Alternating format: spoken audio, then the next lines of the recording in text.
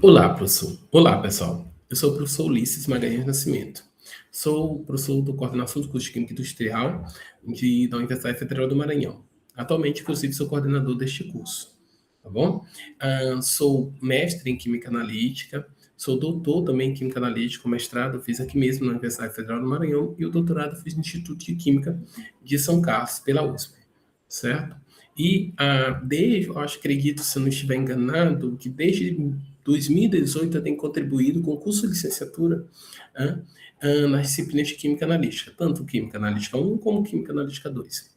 Hoje, vamos tratar aqui um pouco de apresentar, né, essa disciplina de Química Analítica, Química Analítica 2. Ela basicamente vai ser dividida em 5 unidades. Nessa primeira unidade, né, nós vamos tratar um pouco de conceitos básicos sobre química analítica qualitativa e quantitativa, para a gente deixar claro a diferença entre uma coisa e outra. E discutir alguns conceitos básicos, como exatidão, precisão, apresentar para vocês o que chamamos de figuras de mérito, né? Sensibilidade, seletividade, limite de detecção, entre outros. Já na unidade 2, a gente vai tratar de 2 temas, né? Primeiro, vamos ver ainda, ratificar esse conhecimento que a gente trouxe um pouco daquela discussão inicial sobre estatística, né? E a gente vai tratar de erros. Erros, né? É uma palavra que chama atenção e sempre está associada a coisas ruins. Mas na ciência, especialmente na química, o erro é algo que nós temos que aprender a conviver, porque há processos que têm erros intrínsecos, né? Então a gente tem que evitar erros grosseiros, erros determinados. E para isso vamos demonstrar, né, como tratar estatisticamente erros, né, e como evitar que esses erros sejam prejudiciais à precisão e à exatidão dos nossos experimentos. Agora, ainda nesse capítulo unidade 2, a gente entra um pouco, já começa a entrar de cabeça no conceito, né, da volumetria.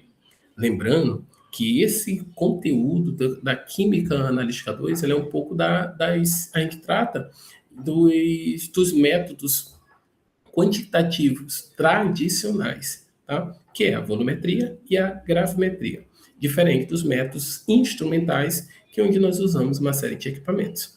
Agora, voltando aqui na introdução de análise volumétrica, a gente vai conhecer alguns conceitos, indicadores, né, ponto de viragem, ponto final, entre outros. Mas, sobretudo, a gente vai começar a entender um pouco como essa metodologia pode obter e calcular a quantidade do analito de interesse, dependendo do tipo de volumetria utilizada.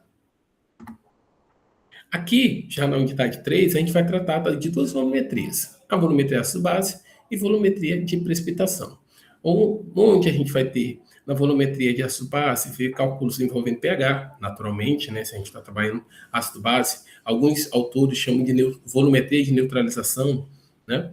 Então a gente vai tratar de titulações com os indicadores, né, essa curva de titulação e suas aplicações.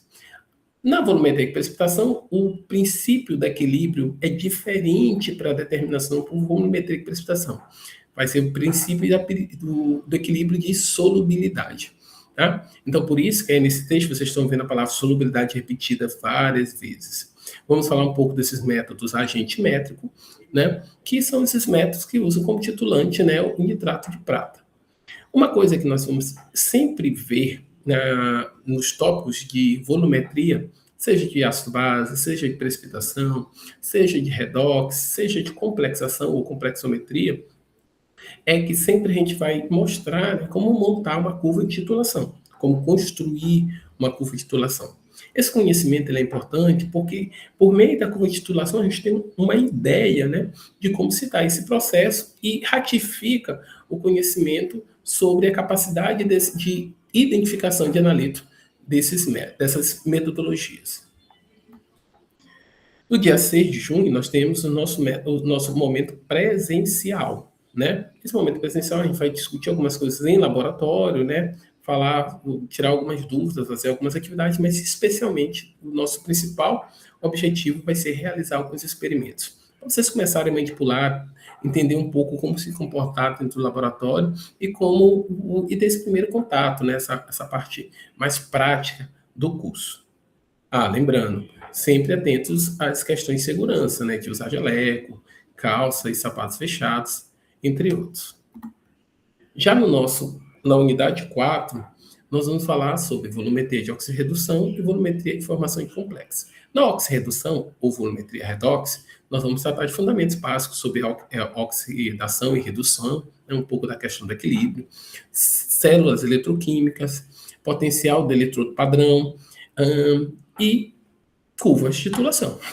Não podemos fugir disso. E, naturalmente, como é que é possível detectar o ponto final dessa titulação?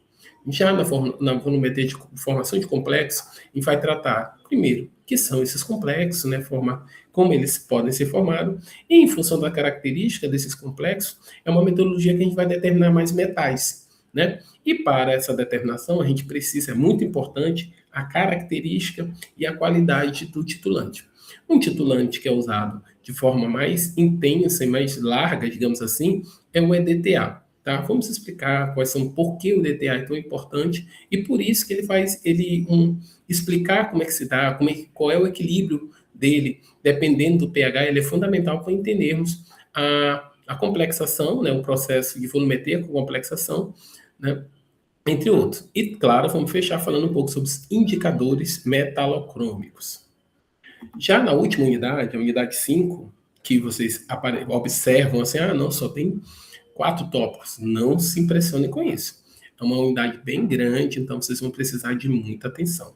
Aproveito para avisar para vocês que na matriz tem uma série de atividades que, por exemplo, solução de exercício, leitura reflexiva de um determinado conteúdo, que não tem ponto associado a isso. Mas eu sugiro que vocês façam essas atividades, inclusive para gerar dúvidas, para que nós possamos colaborar com a ratificação do conhecimento de vocês, né, que vocês estão aí adquirindo, né? Mas façam, porque vai ser importante para a formação, para o aprendizado, mas também, caso seja necessário, para vocês terem um bom aproveitamento nas reposições e caso, né, espero que não chegue a isso, nas finais, tá bom? E por último, nós temos aqui nossas referências, né, que foram utilizadas para a construção dessa matriz. Queria agradecer a atenção de todos vocês, né? Queria dizer que é um prazer mais uma vez estar contribuindo com esse curso. Estou ansioso para conhecê-los e conhecê-las e aproveitem o máximo, tirem dúvidas, tá? Estudem e participem dos momentos síncronos e presenciais especialmente. É um momento de maior contato e é o momento que a gente mais gosta nessas disciplinas. Então, sucesso e até lá!